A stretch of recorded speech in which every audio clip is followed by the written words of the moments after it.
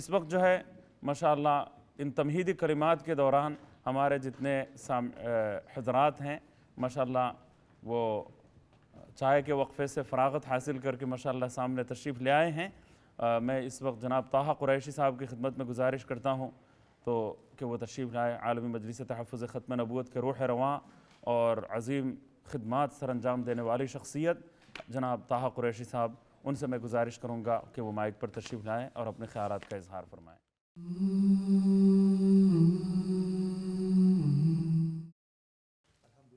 نحمده ونستعینه ونستغفره ونؤمن به ونتوکل علیہ ونعوذ باللہ من شرور انفسنا ومن سیئات اعمالنا من يهده الله فلا مضل له ومن يضلله فلا هادي له ونشهد ان لا اله الا الله وحده لا شريك له ونشهد ان محمدا عبده ورسوله اللهم صل على سيدنا ونبينا وشفيعنا ومولانا محمد وعلى آله وعترته بعدد كل معلوم لك يا الله۔ قال الله تعالى في القرآن المجيد والفرقان الحميد أعوذ بالله من الشيطان الرجيم بسم الله الرحمن الرحيم وإنك لعلى خلق عظيم صدق الله العظيم۔ جناب محترم حضرت مولانا صدیقی صاحب، محترم ناظرین، حاضرین علماء اکرام، میں تو حضرت کے تعزیت کے لیے جو اجلاس آج منعقد ہو رہا ہے، جو کانفرنس ہو رہی ہے، اس میں شرکت کے لیے علماء اکرام کے خطابات کو سننے کے لیے آیا تھا۔ بہرحال مجھے یہ حکم ہوا کہ میں بھی 2-4 منٹ بات کر لوں، تو میں نے اس مختصر سی جو آیت کا انتخاب کیا ہے، اس کی خصوصی وجہ ہے کہ جو مختصر اس کا جو ترجمہ ہے کہ اللہ سبحانہ و تعالیٰ نے جو قرآن میں فرمایا کہ اللہ تعالیٰ نے رسول اللہ صلی اللہ علیہ وسلم کو بہترین اخلاق دیے۔ وَإِنَّكَ لَعَلَىٰ خُلُقٍ عَظِيمٍ، He had sublime etiquettes and manners۔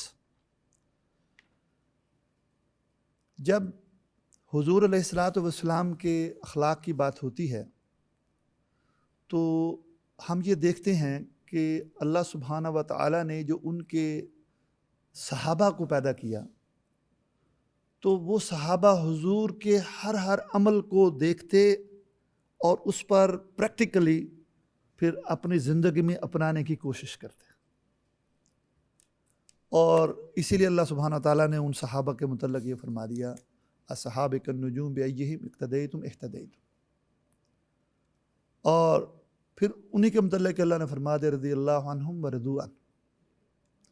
ان صحابہ اکرام رضوان اللہ اجمعین کے جو طریقہ زندگی تھا گزارنے کا، پھر تبع تابعین میں پھر بہت ساری جو آگے جنریشنز آئی ہیں، پھر ہمارے اکابرین تک وہ اخلاق پہنچے۔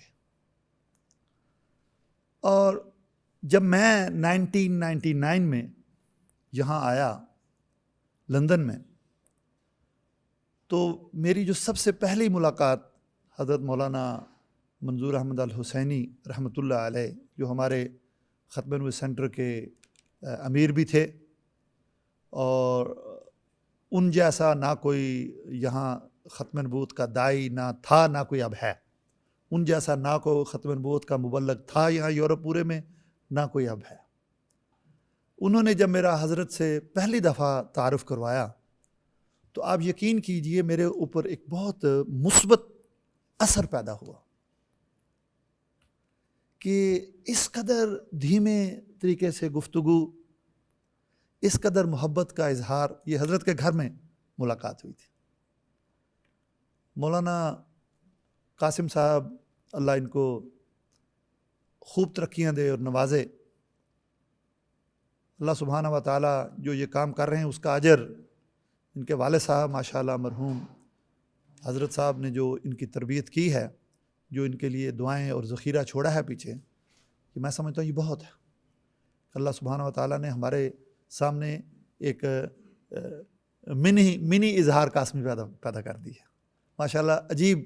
عجیب و غریب طریقے سے ان کا ماشاءاللہ ایک کام ہو رہا ہے، جو کہ نہ صرف دین کے پھیلانے کا کام ہو رہا ہے، بلکہ جو چیریٹیبل ان کا جو ورک ہے وہ میں سمجھتا ہوں کہ ایک اس کا ہمیں کوئی ثانی نظر نہیں آتا اس وقت.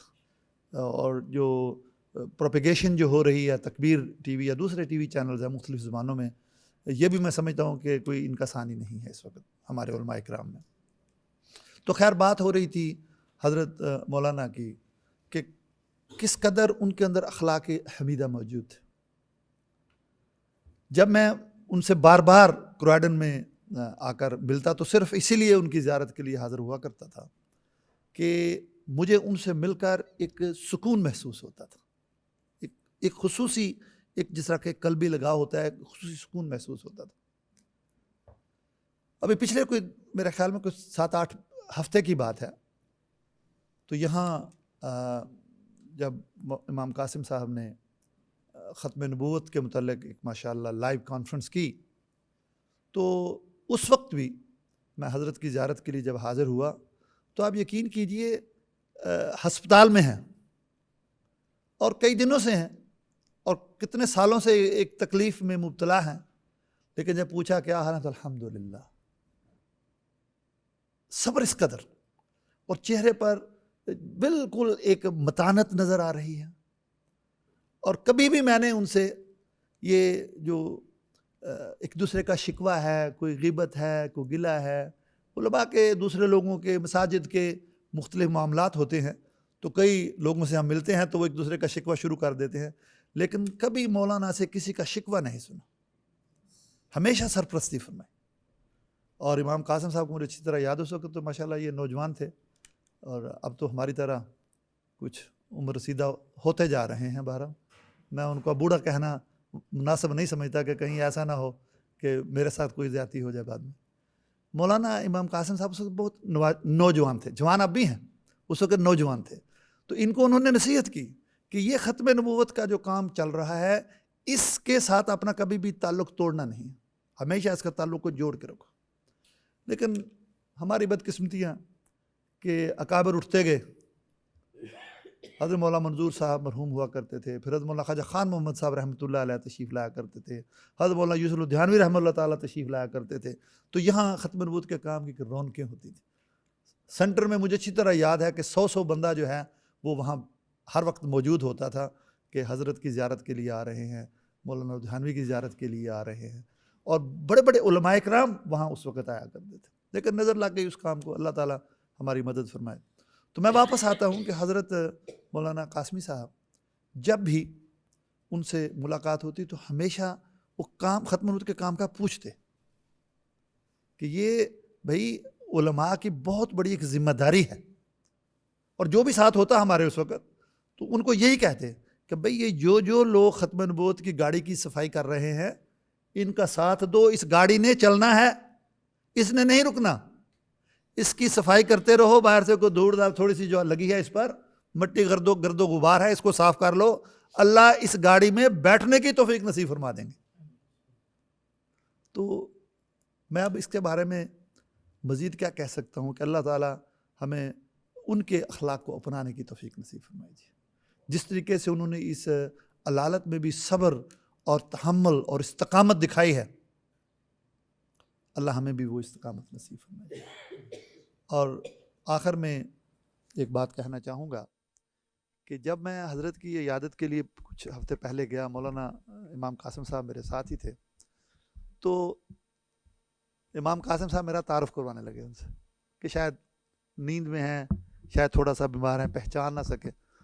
تو فوراً انہوں نے پہچان لیا. اس یعنی کہ علالت میں بھی اللہ نے ان کا جو حافظہ تھا کس قدر ماشاءاللہ رکھا. تو یہ قرآن کی برکت، تفسیر جیسے لکھی انہوں نے، یعنی کہ قرآن کو دن میں ختم کر دینا ہے، پڑھ رہے ہیں بس، ہر وقت قرآن کی حالت میں ہیں.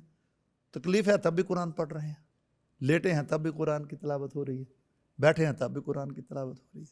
تو اللہ سبحانہ و تعالی ہم سب کو ان کے نقش قدم پر چلنے کی توفیق نصیب فرمائے. ان کی جو فیملی ہے اللہ تعالیٰ ان کو صبر جمیل کی توفیق نصیب فرمائے. اور ان کا جو کام ہے، جو انہوں نے تفسیر لکھی ہے، اس کے لیے اللہ تعالیٰ ہمیں بھی اس سے استفادہ کرنے کی توفیق نصیب فرمائے. وما علینا الا البلاغ.